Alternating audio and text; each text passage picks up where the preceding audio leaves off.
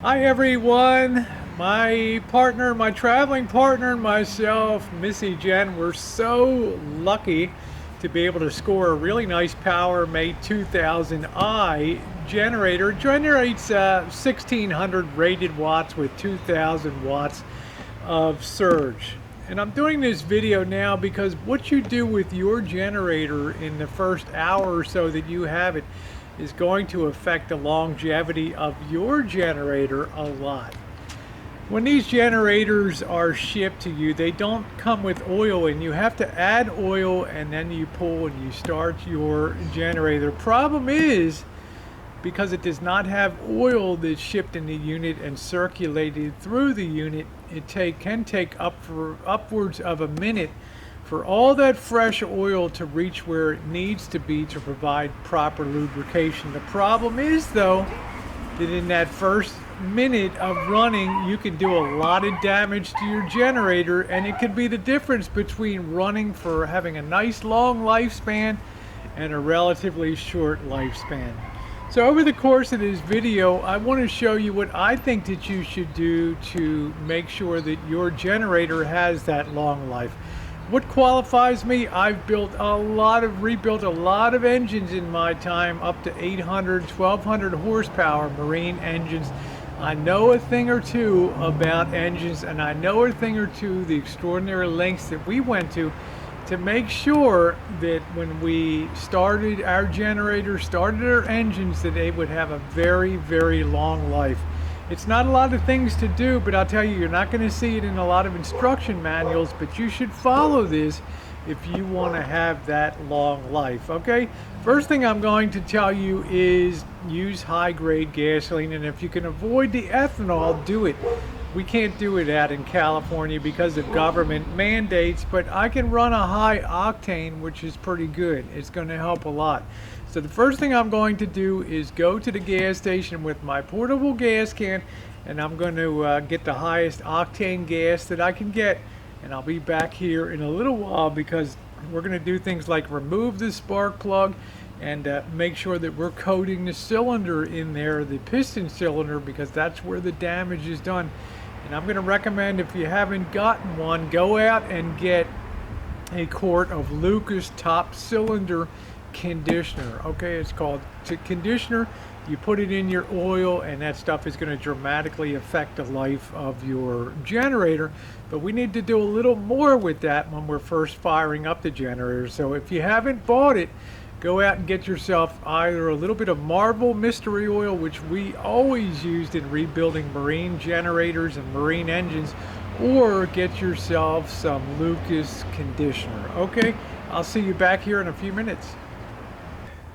This is actually, they call it Lucas Heavy Duty Oil Stabilizer, and it eliminates dry starts, as they claim, the #1 cause of wear in new engines, and that's correct. So what I want to do, first of all, I've got my high octane gas here. I want to go ahead and remove the spark plug, because we're going to put some of that conditioner right down the spark plug chamber here. Not a lot, but we want to make sure when we pull that cord that we already have a lubricated cylinder. So I'm going to go ahead.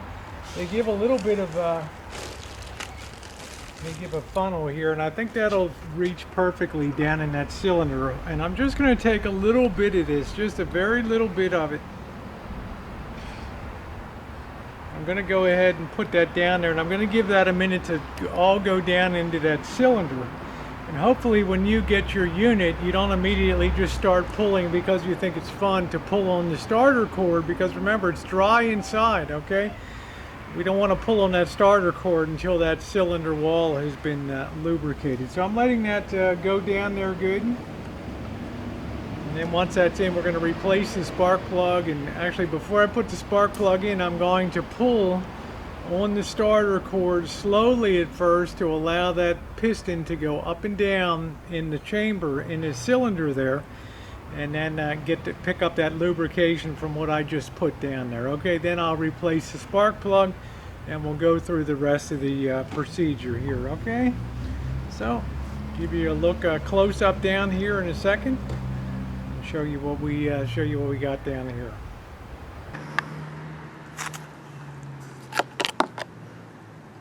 Go ahead and remove that. I think you can see down the hole there our cylinder. So now I'm going to go ahead and replace, well, before I replace it, I'm going to give a couple pulls on the cord slowly to allow that, there's no compression here, so it'll allow that piston to travel up and down. Okay, slowly, and allow that to get all that lubrication spread all over.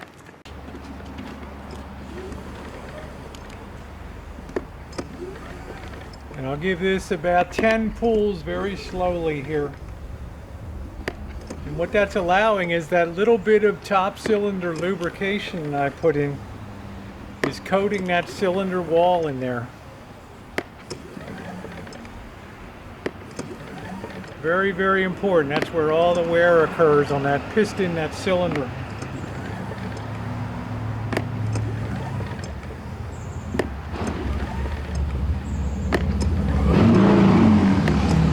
And I can move it a little bit faster because now I'm properly lubricated in there. Okay, so I'm going to now replace the spark plug and then add some oil into our crankcase. I'm also going to put about 5% of this Lucas top cylinder conditioner in here. I'm only going to be running this oil for 1 hour, and then we're going to be draining it and putting in fresh. Okay, it's very important after 1 hour of run under no load whatsoever, nothing plugged in, nothing running. We're going to then drain the oil and put fresh oil in. We're going to run it a second hour. We're going to put it under some load. And then after that second hour, we're going to drain the oil and put the third load of oil in, and that should be our running load for about, what do they say, about 50 to 100 hours or so. Remember to check your oil every time too. So spark plug back in, going to put the oil in, so see you in a minute. Next, I'm going to give a good squirt. I've got the remove the access plate for the oil, and you're supposed to change the oil every 50 hours with this unit.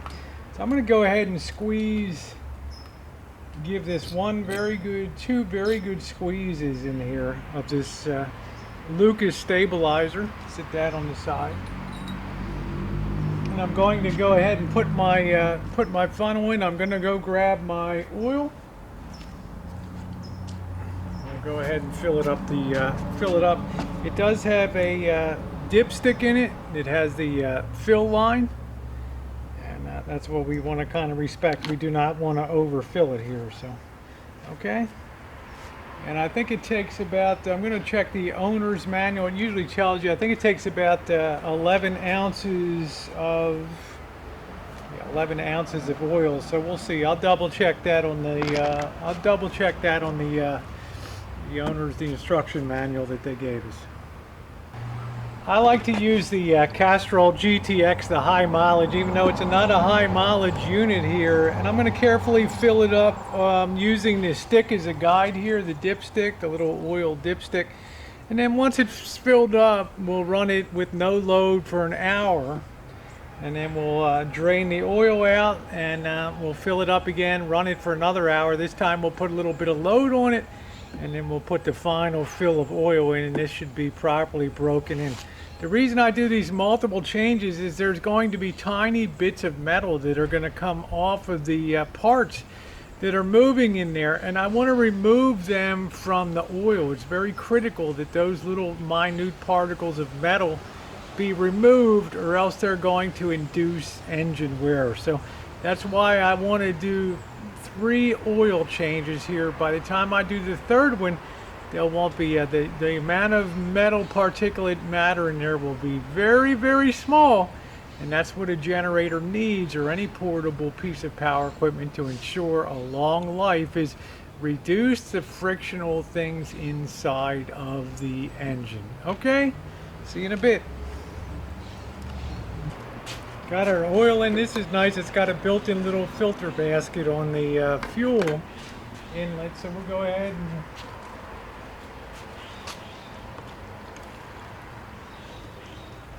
fuel up here. Probably put about 1 gallon in.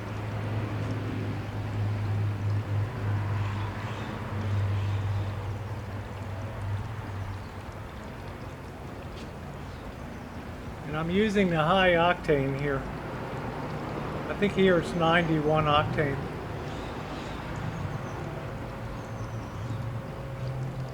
I think that'll probably be enough. That's about 3/4 of a gallon. I'm going to sit this in the shade now. I'm going to go ahead and sit the unit on the ground. And we're going to give her a start. We want to open up the vent here so it draws properly. Open, and now it's in an on position. So we'll go ahead and we'll get this set and we'll start her up.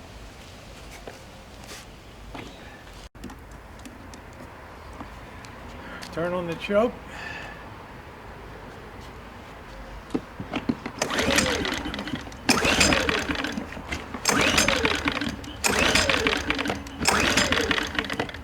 It'll take a couple times since this is the first time, and it doesn't really have a primer on it, so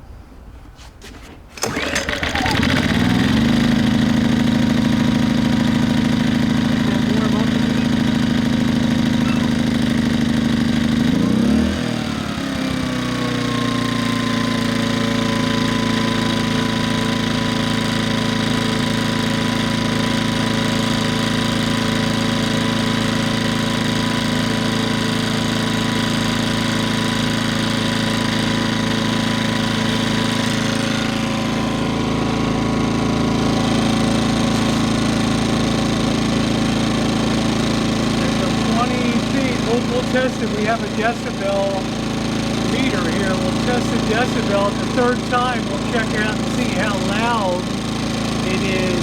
After we fill it with oil the third time, we'll do a little check of the sound level and we'll see how it is. It's rated about 58 decibels at 20 feet. Right now I have the side panel, so that's allowing a little more noise. Okay?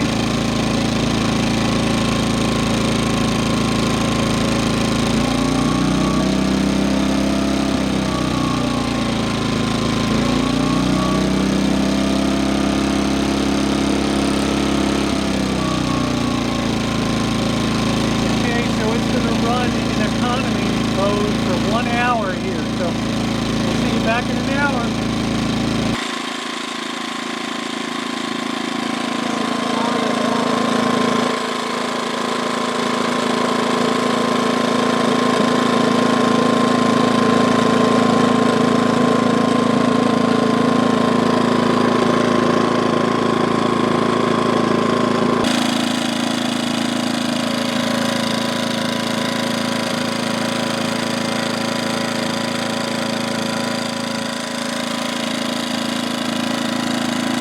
If you ever find yourself with a little bit of an oil spill,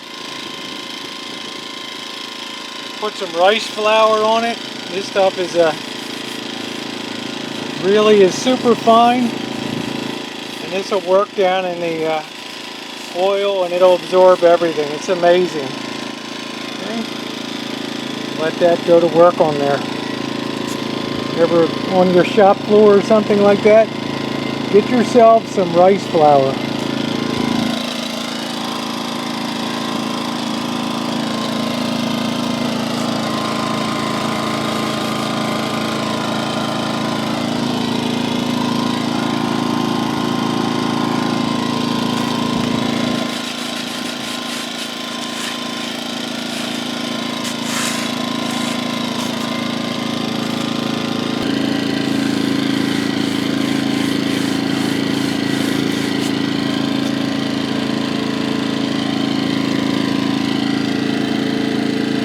Works like a charm.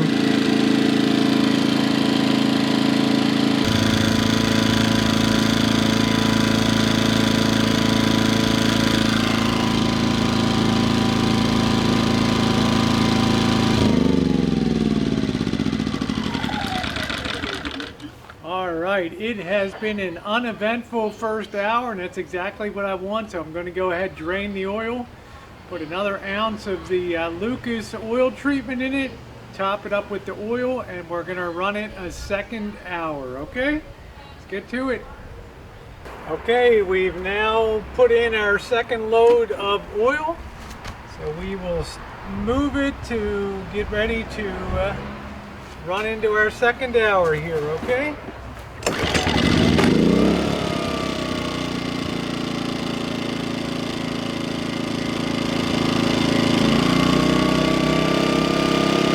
This time we can run it a little bit of higher speed for a couple minutes and then back it off. Then I want to show you something.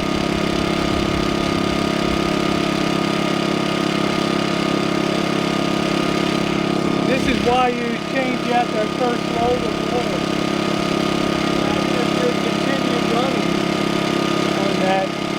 Imagine if you continued running on that.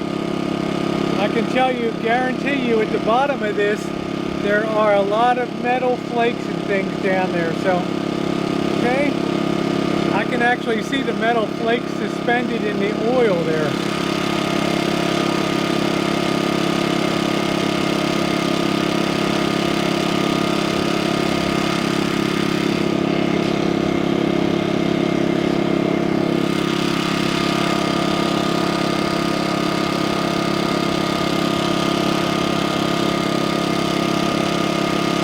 Very important to do this procedure properly if you want your generator to last.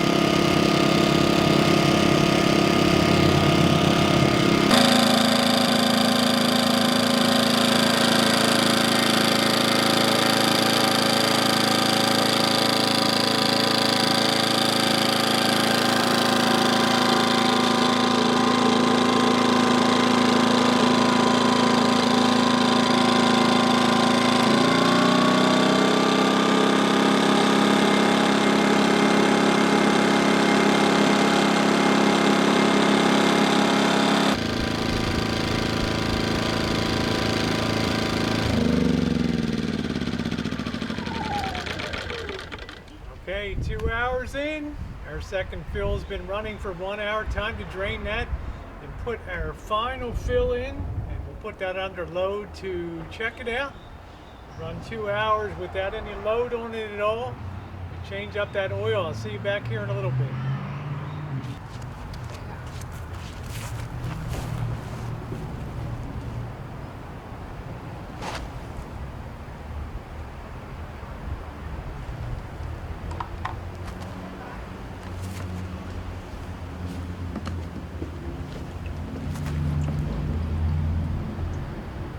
That oil is so much cleaner than the first load.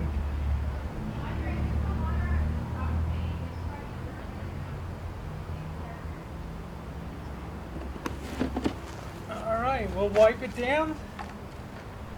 Put our last bit of oil in here for our third run today. It's been going really good.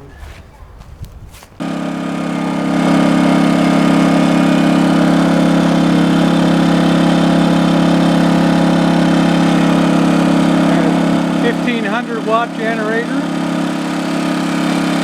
Put it up a bit.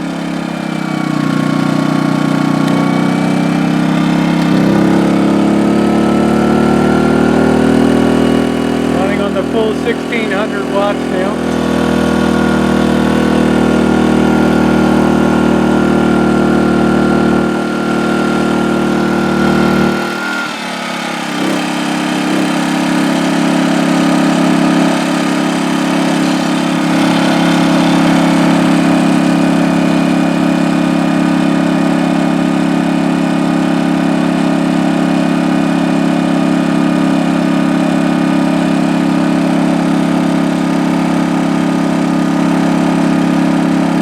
Okay, I have measured off 20 feet from the generator. Let's see what we get for a reading here.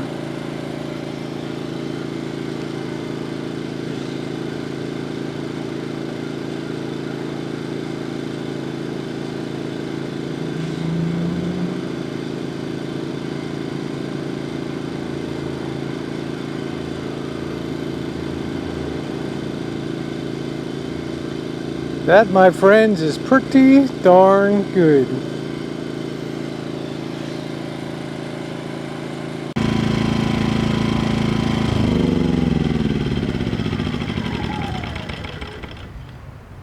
That's going to be a wrap for the video. Just a few highlights I want to go over in this video. Number one, it's important that first hour, that golden hour, is probably the difference between your generator lasting for years and your generator lasting maybe 9 months to 1 year, because this is 1 hour of running the generator on oil. And I tell you, this has, you can hold it up to the sunlight and you can see the particulate metal matter in there. And if you run your generator on this for an extended period of time, all you're doing is circulating that metal through all the moving parts of the generator, and it will lead to premature failure. Remember what you've seen here with this glass today. Number two, when you're running your generator, use a top cylinder conditioner, oil stabilizer, something like a Lucas or a Marvel mystery oil. This has added properties that help to prevent dry starts of a unit. If it's sat there for any period of time and hasn't run, well, that's the risk of dry start where you do a lot of damage. This has the ability to stick on the cylinder walls for an extended period of time. Very important, thereby reducing the wear. I also want to mention, since in California it's virtually impossible to get non-ethanol gasoline, you want to make sure to run something like Seafoam in your gasoline. Something that is a cleaner, an inhibitor, and a stabilizer, a fuel stabilizer. I love Seafoam. That stuff is fantastic. Running through dirty carburetors and systems, it cleans it up incredibly well. So what you want to do is run about an ounce or two per gallon through your fuel. A little more, a little less, it isn't going to matter, but over time it'll help to offset those harmful effects of ethanol, which is included in gasoline, which is so harmful to fittings and rubber, and it just degrades things like generators, vehicles. We all have heard the horror stories, and they're true. Lastly, I want to say, remember, if you have oil spills on concrete or something like that, make sure to get some rice flour. That stuff is incredible. You won't be able to tell where the oil spilled on your concrete floor. That's going to be a wrap today for me. Thanks so much for being along. How to properly break in your portable generator, that all-important first hour. Thumbs up are appreciated. Thanks so much for watching.